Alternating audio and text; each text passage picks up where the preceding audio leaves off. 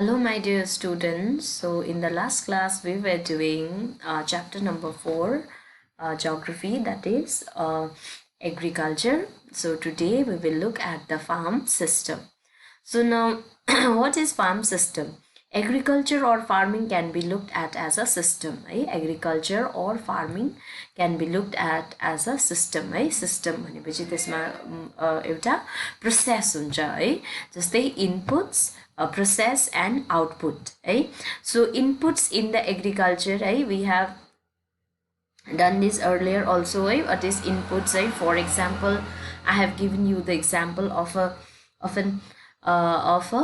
cake. Okay, so to bake a cake, we need many ingredients, like milk, sugar, chocolate, cream, flour, right? So these ingredients are the inputs, right? And then process is baking,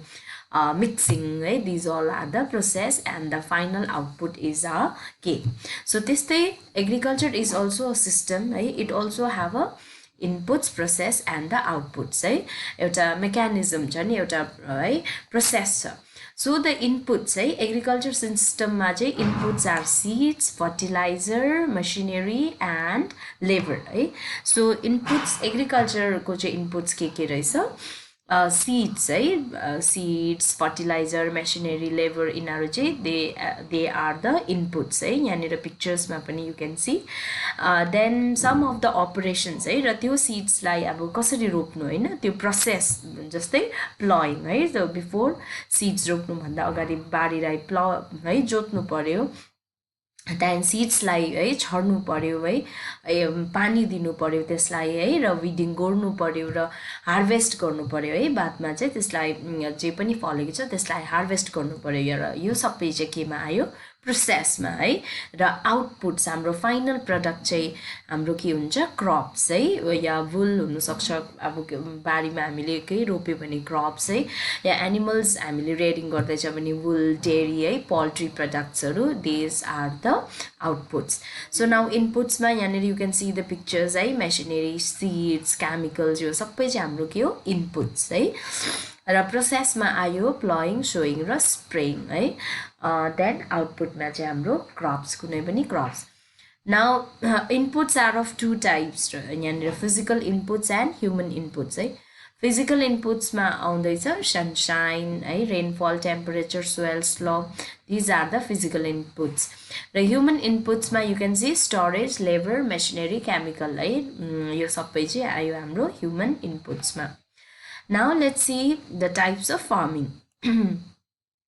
Farming is practiced in various ways across the world, depending upon the geographical condition, demand of produce, labor, and level of technology. Farming can be classified into two main types. These are subsistence farming and commercial farming. Farming is practiced in various ways across the world, all over the world. Farming चाहिँ अब different type, various ways मा यसलाई farming practice गर्छ, त्यहाँको geographical condition हेरेर, climatic conditions हेरेर, त्यहाँको demand of produce, product कतिको डिमान्डमा छ, र लेबर र त्यहाँको लेभल अफ टेक्नोलोजी हेरेर चाहिँ farming is classified into two types, र त्योहरू चाहिँ रहेछ subsistent farming and another one is commercial farming. Now what is subsistent farming? Subsistence farming is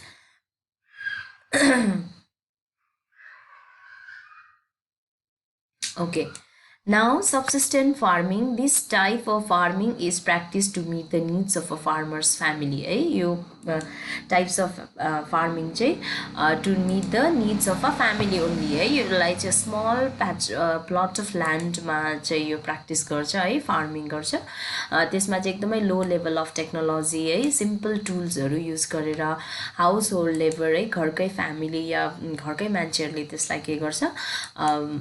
labour, as a labour labour उनीहरू काम गर्छ or to produce an small output र उनीहरूको output पनि एकदमै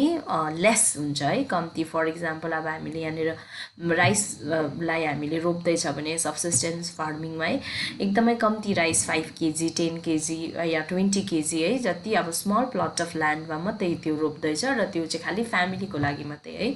सब्सिस्टेन्ट फार्मिङलाई फेरि अगेन क्लासिफाइड इन्टु त्यसलाई इन्टेन्सिभ र प्रिमेटिभमा डिभाइड गरेको छ है it is subsistent farming can be further classified into intensive and primitive now what is intensive अब सब्सिस्टेन्ट फार्मिङ भनेको चाहिँ it is a type of a farming by practice to meet the needs of a farmers family है र त्यो पनि that is also of 2 types रहेछ intensive and primitive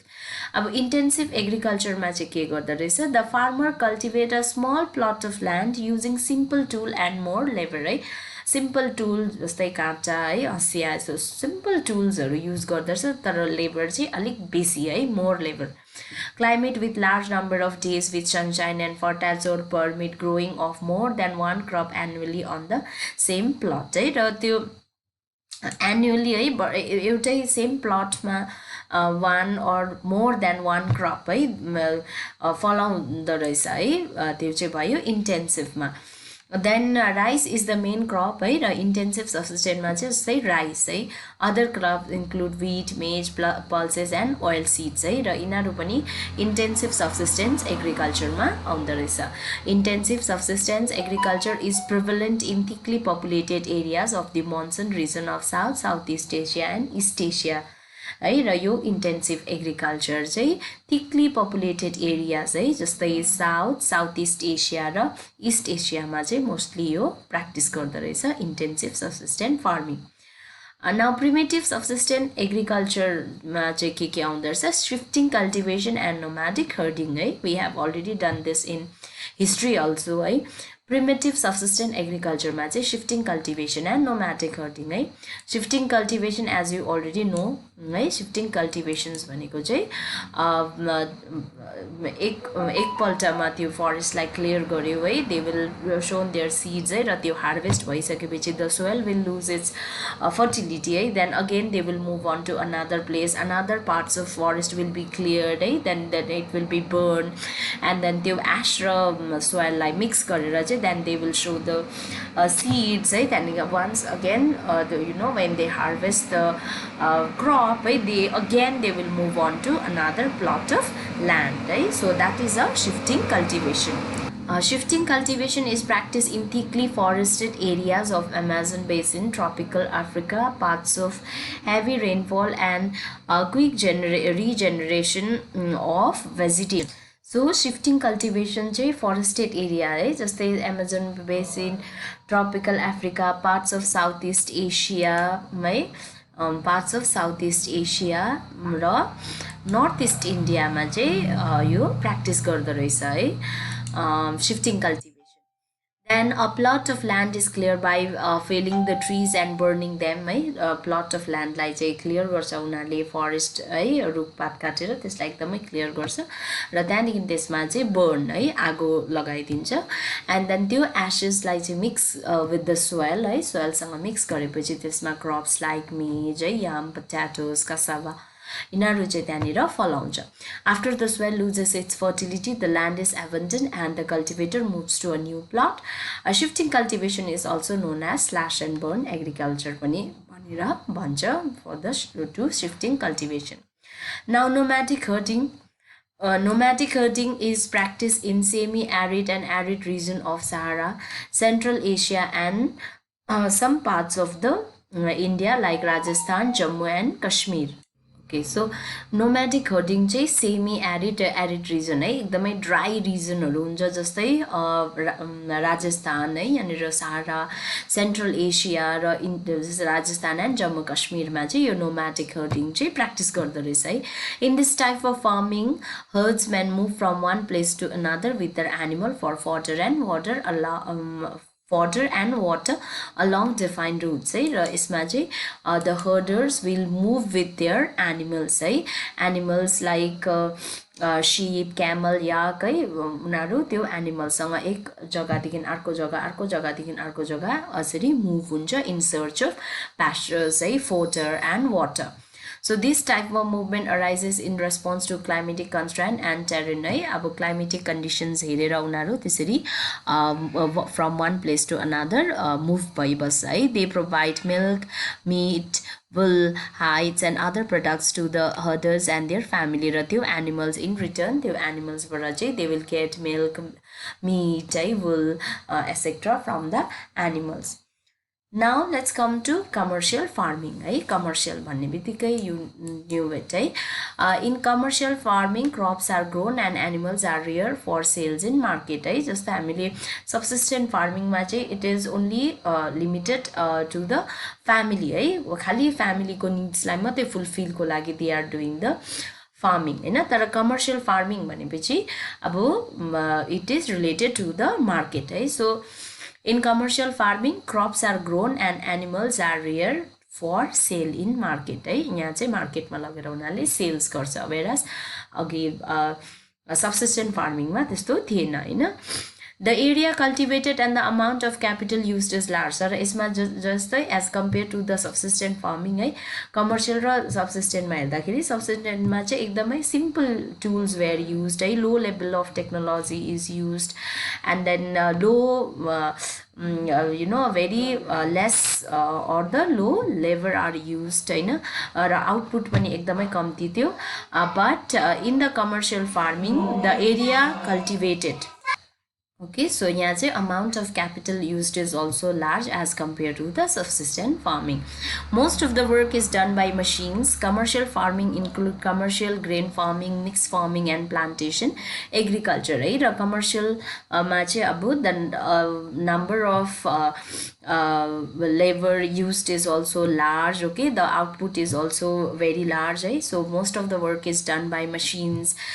commercial farming मा जस्तै commercial grain farming mixed farming र plantation agricultures हरु आउँदा रहेछ now commercial grain farming crops are grown for commercial purpose है यहाँनिर commercial भन्दैछ so यो commercial purpose को लागि to sell in the market है त्यसको लागि चाहिँ यो farming practice गर्छ wheat and maize are common commercially grown grains है यसमा wheat maize are the common है commonly wheat maize हरु चाहिँ commercial purpose को लागि यहाँनिर फलाउँदा रहेछ major areas where commercial grain farming is precise are temperate grassland of North America Europe Asia है these areas are sparsely populated with large farms spreading over hundreds of hectares severe winter restrict and growing season and only a single crop can be grown है जस्तै north America Europe र एसियामा चाहिँ यहाँनिर चाहिँ अब populate है कम्ती पपुलेटेड एरियाजहरु तर फार्म्स चाहिँ एकदमै है हन्ड्रेड्स अफ हेक्टर्स ल्यान्डहरु चाहिँ यहाँनिर उनीहरूले फार्मिङ गर्छ है severe winter restrict the growing season and only a single crop can be grown है र यसमा चाहिँ जस्तो सबसिस्टेन्टमा चाहिँ है एक वर्षमा annually more than 1 crops can be grown तर यहाँनिर चाहिँ खाली एउटै क्रप्स मात्रै उनीहरूले फलाउनु सक्दो रहेछ मिक्स फार्मिङमा चाहिँ land is use for growing food and fodder crops and रेडिङ लाइभली स्टक र मिक्स फार्मिङमा चाहिँ यो ल्यान्ड चाहिँ दुईटै पर्पसको लागि है जस्तै ग्रोइङ फुड फडर क्रप्स र प्लस रेयरिङ पनि गर्दो रहेछ र यसलाई चाहिँ हामीले मिक्स फार्मिङ भनेर पनि भन्छौँ है it is practice in Europe eastern USA Argentina south east Australia New Zealand र साउथ अफ्रिकामा चाहिँ यो मिक्स फार्मिङ चाहिँ प्र्याक्टिस गर्छ plantations है र अर्को चाहिँ छ plantation are the type of commercial farming where the single crop of tea coffee sugar cane cashew rubber banana or cotton are grown है plantation भनेको अब रोप्नु हैन जस्तै सिंगल क्रप जस्तै टी है तिमी टी गार्डनहरु हेरेको छैन त्यहाँ चाहिँ खाली टी मात्रै प्लान्टेसन हुन्छ है कफी अब कफीको अब बगान है sugar cane cashew rubber banana cotton यस्तो चाहिँ उनीहरूले ग्रोन गर्छ है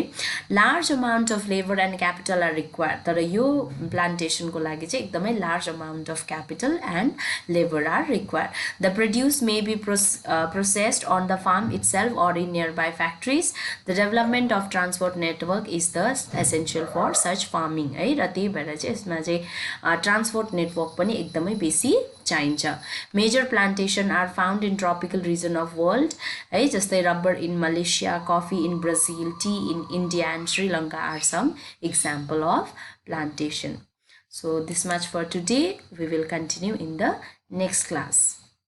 Thank you.